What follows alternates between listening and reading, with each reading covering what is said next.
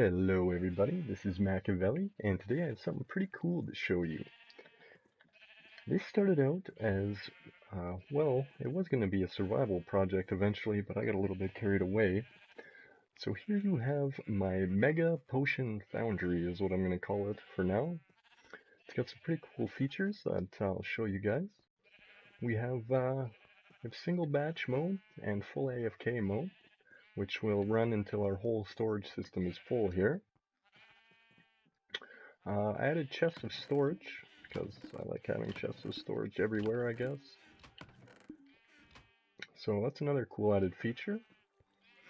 With the AFK, I worked out the item getting stuck in the hopper problem, so I actually have a nether wart at the beginning of my brew system. It should be, because my OCD would not allow me to put it at the end.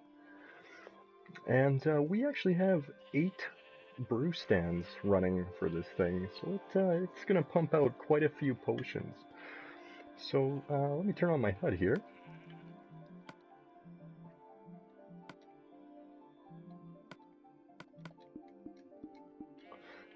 So it's got quite a few features here. We can brew a single batch, we can select which brew stand we want to use. So we'll pick this one. You can see it's ready for brew.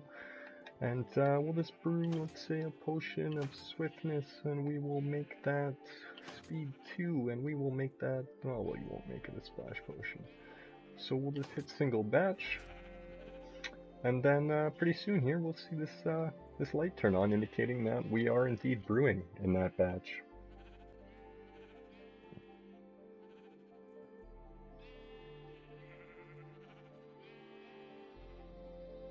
So there we have it, turned on, and then you can pick another brew and start again. You can pick another brew almost right away after. It's pretty quick.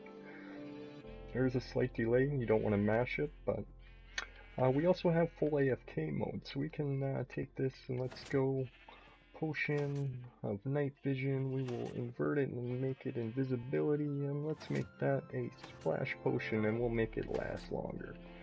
And we'll go ahead and we'll turn on AFK mode. And now what you guys are going to see here is it's going to slowly fill up our brew stands and continually brew for us.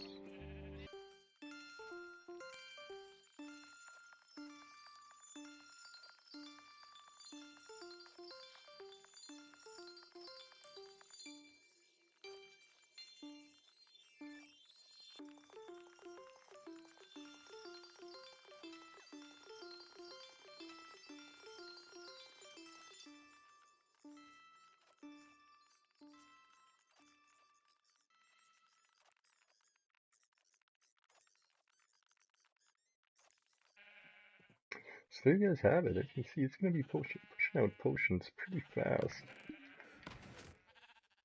Let's see where it's at right now. We'll come back and we'll take a look. But I'll give you guys an idea how this works. It is 100% reliant on sheep. No, I'm just joking. My buddy actually made a whole bunch of sheep to mess with my redstone when I was trying to build it, but I figured I'd incorporate them. They've apparently been drinking too many potions. But you guys get a little idea of the redstone. This is what interchanges the circuit. It basically runs through and selects each item. It's the block that gets transferred down an ice stream. Go around the back here. Here you can see our storage system. No fancy sorting or anything like that. It's just hoppers going into chests. This is going to compare this signal, and if our system ever fills up to this hopper, it's going to well, once our system fills up to that hopper, it's going to automatically shut everything off. We've got some timing for our AFK mode down here. Item elevator. Let's see if I can get in here. This is how our ingredients are actually selected. Really simple design. The levers that you select activate the pistons and complete the circuit.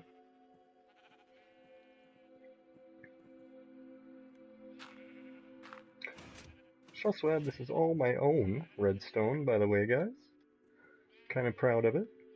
I know it's probably not as compact as it could be. I'm not the most skilled with this, I should say. This is going to detect if we ever run out of ingredients, this comparator will turn this torch on, and it's going to detect that, and not only give us an indication light on the inside, under our ingredient frames, it's kind of hard to see behind them, but it's also going to shut down our system from brewing. Now the way I beat that nether wart problem was fully automating my brew stands. So we'll pop down here, you guys can actually see the redstone behind our brew systems. I've actually condensed this quite a bit. I've got this fitting in a 3x7 now, I believe. What is this? 1, 2, 3, 4, 5, 6, 7. Oh, it's still 7. I think I've simplified this a little bit since then, but yeah, this is the redstone behind all of our brew stands. Down here, you can see our batches are all brewing. Oh, this is where the system's at right now. This will just be finishing up, or that one's just starting. Weird. Oh yeah, I guess it'll be finishing up over here. Right. So as you can see, our gunpowder is going to fully brew and go through. We're going to get our potions brewing properly every time, and we don't have to load our brewing stand with nether wart. So that is really awesome. Basically the way this works is I'll explain why this pulse extender is here. Actually, I may as well explain this. No, I'll explain that after.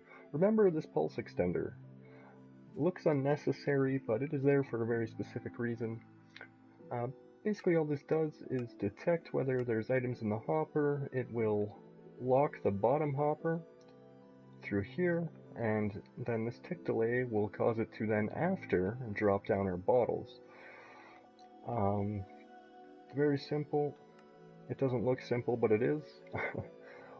Then we have a hopper timer back here that's gonna give us enough time to finish brewing our potion before give us enough time to brew our potion before it actually falls through, which is why people are getting their items stuck.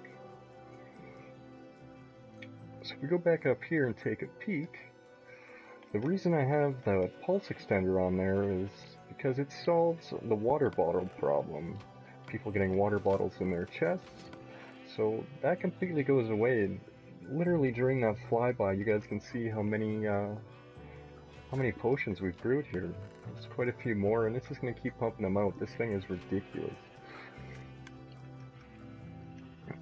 This over here is just a signal tower. Literally all this is for is lights. I know that's terrible, but I didn't really have a way to get the lights up here after, because there was a whole ton of crap going on in this area that I needed to figure out how to cram into a little space. We have underwater, we have ice, or underground, we have an ice stream that carries our items back to our item elevator.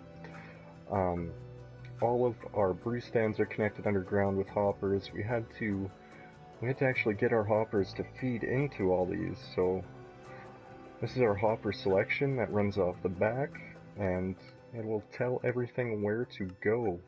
And then we also had to get our water bottles to go in there. So it's a lot of stuff to fit into that space.